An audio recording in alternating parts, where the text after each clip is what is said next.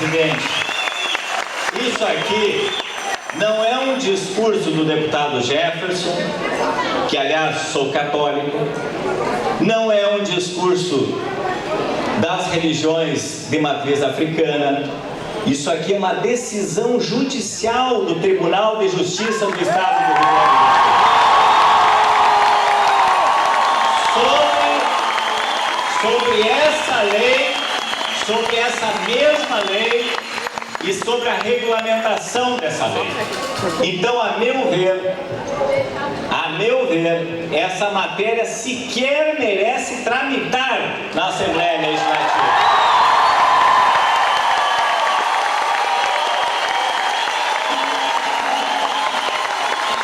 É essa a minha intervenção aqui, presidente, e que nós continuemos respeitando as opiniões divergentes, por mais polêmicas que elas sejam. Muito obrigado.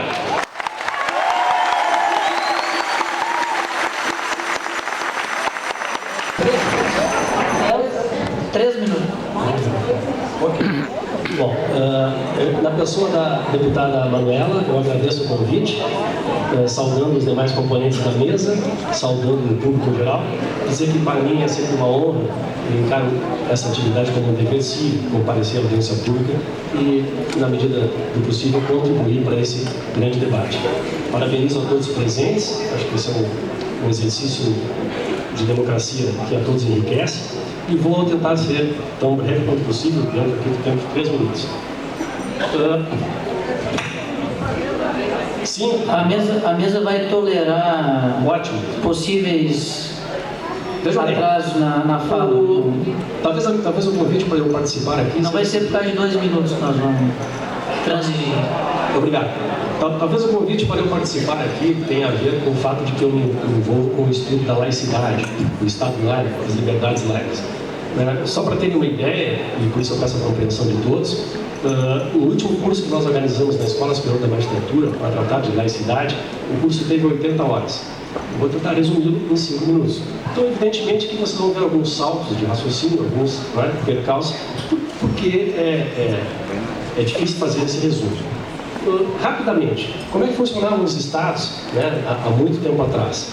Simplesmente havia o que se dizia a religião do rei era a religião do reino. Como funcionava isso? O rei tinha uma profissão religiosa, todos que estavam naquele reino deveriam comungar a mesma fé do seu rei, sob pena de serem mortos. Então não havia, por exemplo, esse debate que nós estamos vendo hoje aqui por questão religiosa.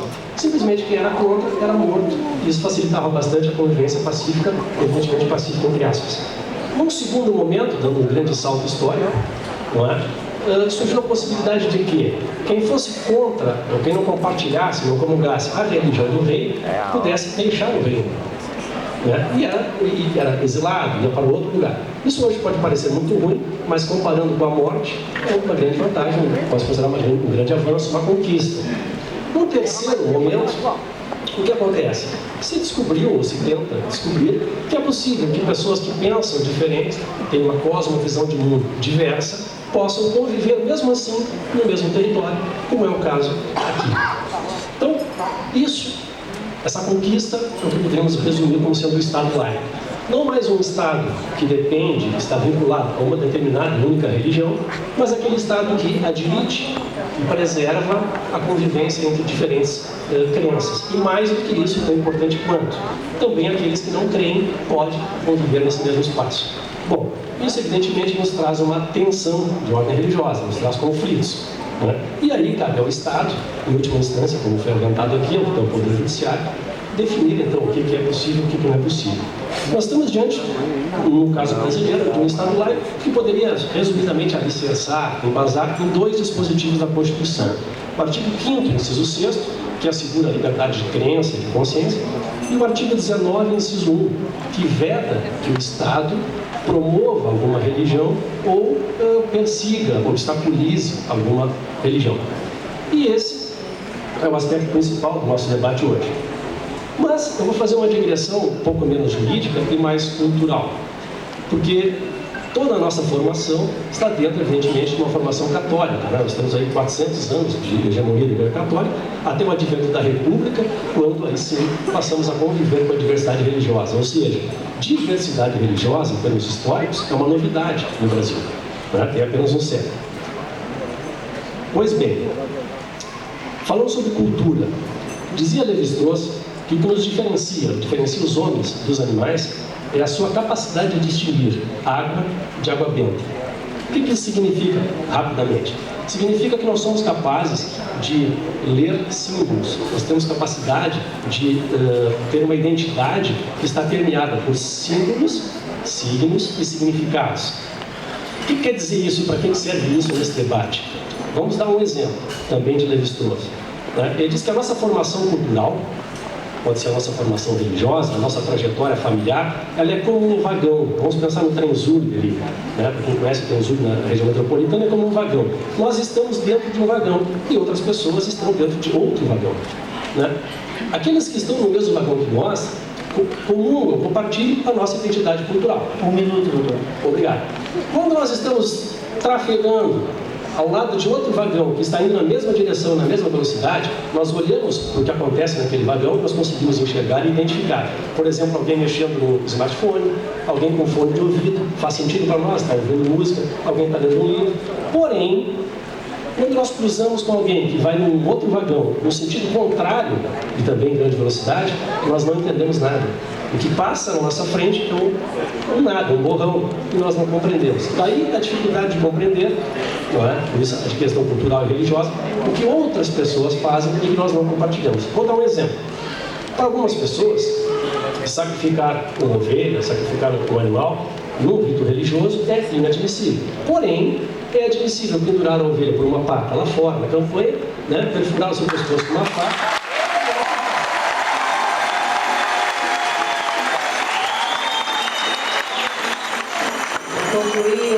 E nós também temos esse estranhamento. Porém, pode acontecer, e isso é interessante, a gente também procurar estranhar aquilo que nos é familiar, que na mesma cidade de Porto Alegre, milhares de animais sejam sacrificados, também por motivos religiosos, e centenas de milhares de pessoas se reúnam para ver esses animais, adquirir esses animais e comê-los, como acontece, por exemplo, na Sexta-feira Santa, onde se come o peixe também por motivação religiosa.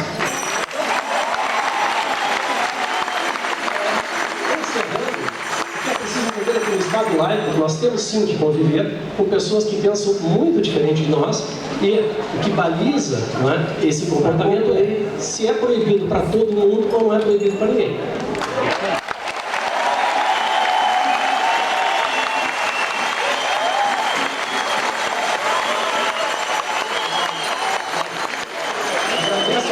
O convite, esse lamento a falta de tempo. Jefferson, que iniciaram as falas, eu cumprimento a todos aqui presentes. Eu vou tentar ser muito breve e direto no ponto. A minha contribuição aqui quer ser uma contribuição técnica, vale dizer, pensar a questão a partir do direito. O direito, nós sabemos, não é uma ciência exata, mas isso não significa que ele não tenha certos conceitos, certos princípios bem claros, que nós devemos prestar atenção neles, sob pena de estar nos afastando deles. E essa é a função, me parece, de uma comissão de Constituição e Justiça e do Judiciário, por definição. Então, quando nós examinamos essa questão, esse projeto de lei especificamente, eu vou me manifestar sobre o projeto de lei, nós podemos enfrentar de duas formas. Uma primeira forma é se perguntar: a Constituição Federal de 88 veda práticas cruéis. O que significa isso? E a segunda forma é perguntar: a liberdade religiosa e o sacrifício ritual, qual é a relação de um com o outro? Eu vou falar rapidamente do primeiro ponto agora, ou seja, o que significa na Constituição dizer que são proibidas práticas cruéis. Em primeiro lugar, não há uma definição expressa em nenhuma Constituição do mundo e nenhuma convenção internacional do mundo do que seja uma prática cruel. O que há sim são decisões caso a caso de vários tribunais. Quando nós vamos para os dicionários, o que os dicionários dizem que é uma prática cruel? É aquela que quer intencionalmente fazer dor, derramar sangue, causar brutalidade. Notadamente, se nós tomamos esse conceito de prática cruel, não é o caso dos sacrifícios rituais. Eles não têm o objetivo em si mesmos de infligir dor nem prazer.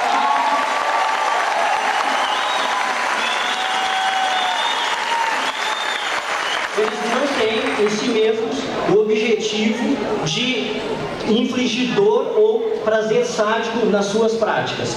Bom, o projeto de lei da forma que está colocado, quando pode ser fundamentado na proibição de práticas cruéis, ele está indo muito longe disso do ponto de vista técnico.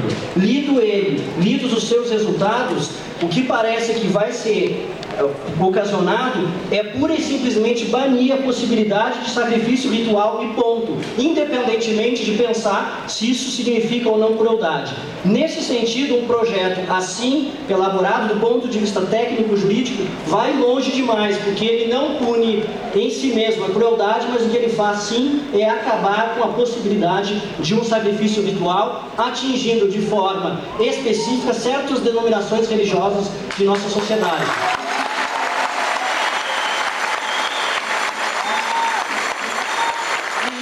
Tecnicamente falando, significa atingir o princípio da igualdade. Segundo e último ponto, liberdade religiosa e sacrifício ritual. Quando a gente vai estudar as decisões dos tribunais mundo afora, eu vou dar o exemplo de duas decisões extremamente importantes. A famosa Suprema Corte dos Estados Unidos e outra extremamente famosa, a Corte Europeia dos Direitos Humanos. Ambos tribunais, a Suprema Corte dos Estados Unidos e a Corte Europeia de Direitos Humanos, disseram claramente que é um direito humano vinculado à liberdade religiosa a prática de sacrifícios rituais sem crueldade, ou seja, sacrifícios rituais para a Suprema Corte e para a Corte Europeia de Direitos Humanos são explicitamente manifestações do direito humano fundamental da liberdade religiosa.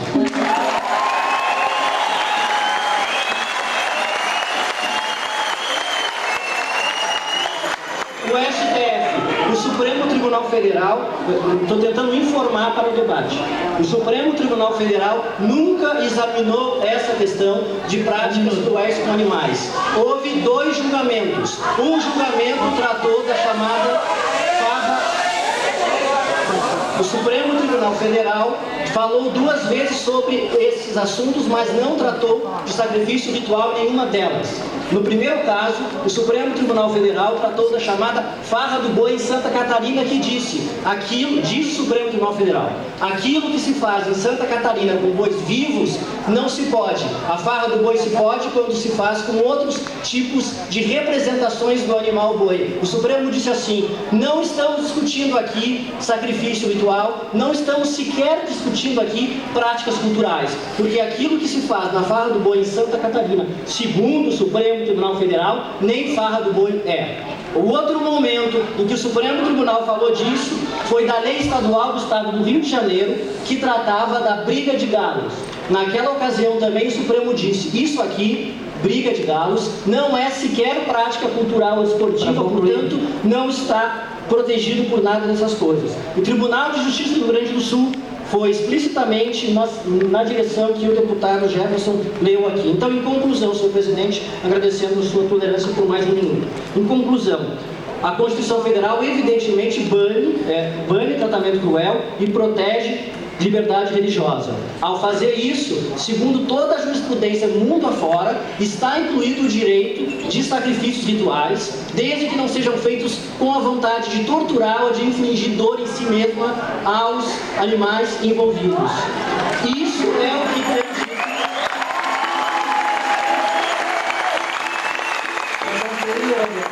que tem dito a Corte Europeia de Direitos Humanos, a Suprema Corte dos Estados Unidos.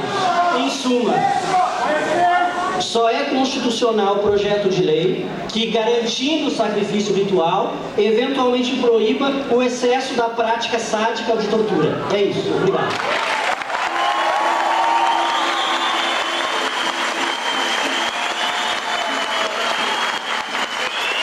Obrigado, Dr. Roger Halpe Rios, juiz de direito. Passo a palavra ao senhor Everton Alfocin, presidente da FAUERJ. Também essas pessoas que estão aqui hoje, protetores, defensores, eu acho que eles estão no papel. O que me dói é que a proponente desse PL não está aqui. Largou vocês na fogueira porque ela deveria ficar naquilo que ela acredita. Quando fala inconstitucionalidade, nós falamos...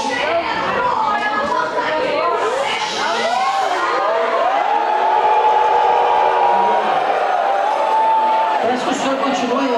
Quando falamos em inconstitucionalidade, quando falamos em maus tratos de animais, nós temos que retificar a palavra sacrifício para sacralizar. O sacralizar, ele vem na forma mais respeitosa que tem dos animais. Quantos milhões de animais são abatidos nos frigoríficos hoje diariamente com choque?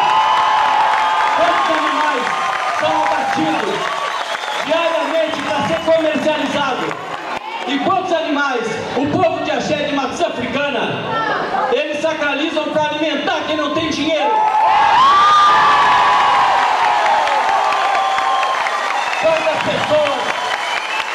Quantas pessoas hoje nós conseguimos botar comida na mesa? O retrocesso desse PL voltar a 2003, ver esses banners espalhados com fotos que não nos representam, que nós não participamos mais ou menos, é ridículo, porque a nossa religião, a ancestralidade da nossa religião, nós pagamos até hoje com as correntes do preconceito. Nós pagamos até hoje e temos que voltar para dentro dos nossos terreiros para fazer o que tem de mais sagrado. A religião de Matriz Africana, meus irmãos, ela tem por direito de derrubar todo e qualquer tipo de preconceito. Vendo os magistrados, os juízes falar aqui sobre o que é maus trato realmente, é vocês combaterem com certeza quem judia de cachorro, gato. Vamos cortar agora os rodeios. Dentro de 30 dias nós vamos cortar agora o churrasco de final de semana. A inconstitucionalidade desse projeto, ela se dá quando nós temos coragem de mostrar que nós não somos assassinos. Ninguém sacraliza para botar fora. Nós não temos em nenhum momento a maldade. Agora tem uma coisa, nós somos muito, 65 mil terreiros no estado do Rio Grande do Sul. Representa 1 bilhão e 100 mil na economia desse estado. E nós colocamos por ano, com arroz, com comida. Nós representamos esse estado. Nós estamos falando de mais de 1 milhão de brasileiros. E que as nossas vozes não calem. Que nós defendemos os animais, sim. Nós protegemos os animais, sim. Essas fotos que estão publicando não representam a religião de Matriz Africana. E nós vamos defender a sociedade. E nós vamos ficar aqui até quando for. E quero pedir a todos vocês que essa bandeira levantada, nós tenhamos que lutar, nem temos que ficar dias e dias, mas nós não vamos voltar para 2013. E o Edson Portillo não foi assassino, ele foi um corajoso, que ele defende a religião, ele não maltrata os animais como todo mundo pinta. Vocês vão parar de usar bolsa de couro, sapato de couro.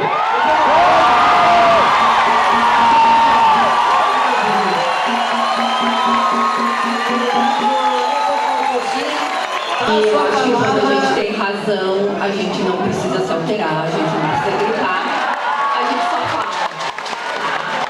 Eu gostaria de responder algumas questões que foram levantadas.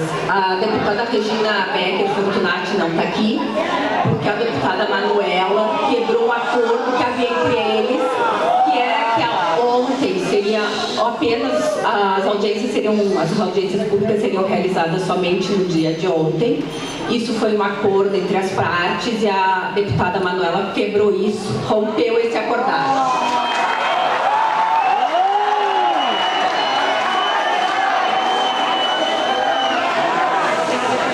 Segundo, a deputada Regina Becker convidou sim, inclusive o presidente da Comissão de Meio Ambiente e Direito dos Animais da OAB do Rio de Janeiro, que esteve aqui e foi impedido de se manifestar ontem na audiência pública,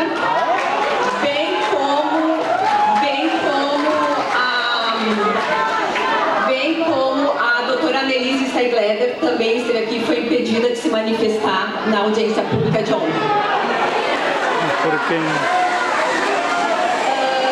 De mais a mais,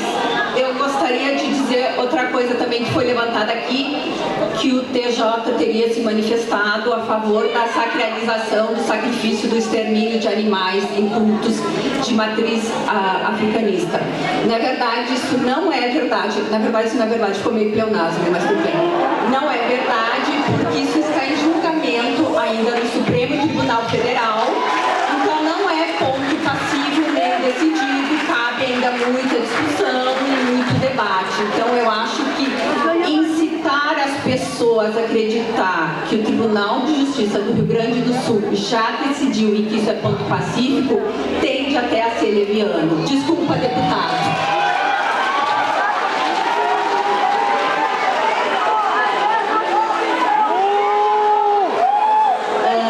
Eu queria dizer também que... Eu queria dizer que, na verdade, a proteção entende constitucional esse projeto de lei, porque como o próprio Supremo Tribunal Federal já se manifestou e eu constrangedoramente notei que isso foi ocultado, o próprio Tribunal Superior Federal disse que os direitos fundamentais não são absolutos. Foi ocultado. Então, eles podem entrar em conflito entre si, que é o que está acontecendo. E o que eu mais acho interessante é que o que está se alterando é o Código Estadual de Proteção aos Animais. E nesse código, absurdamente se prevê o extermínio de animais. Como assim? Que proteção é essa?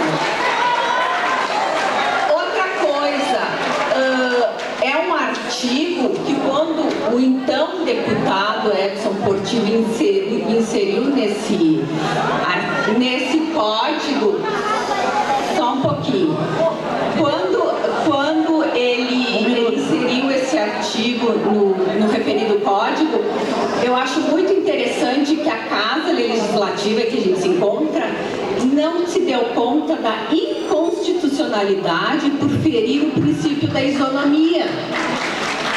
Porque, na verdade, o Brasil constitucionalmente é um Estado laico. Se ele é um Estado laico, ele não pode prever o benefício a determinada religião.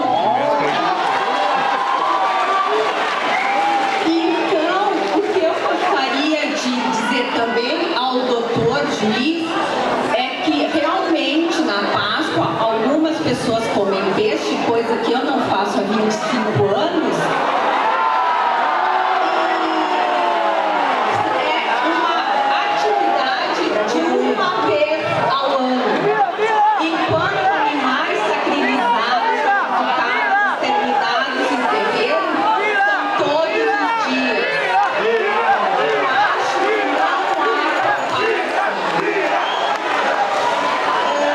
que mais? Terminou o minuto dela. Eu não sei se vocês gostariam de ter... Para concluir, Eu sei muito da jurisprudência, não sei se vocês gostariam de anotar.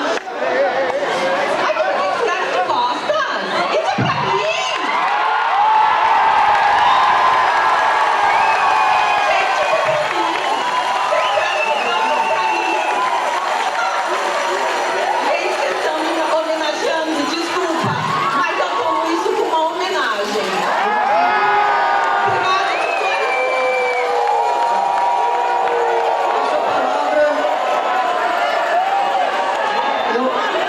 A mesa vai pedir para a plateia, por favor, nós estamos pedindo aqui para que todos os oradores que têm opiniões fortes de lado ou de outro sejam respeitados, para que a gente possa seguir com a audiência pública normalmente até o fim dela.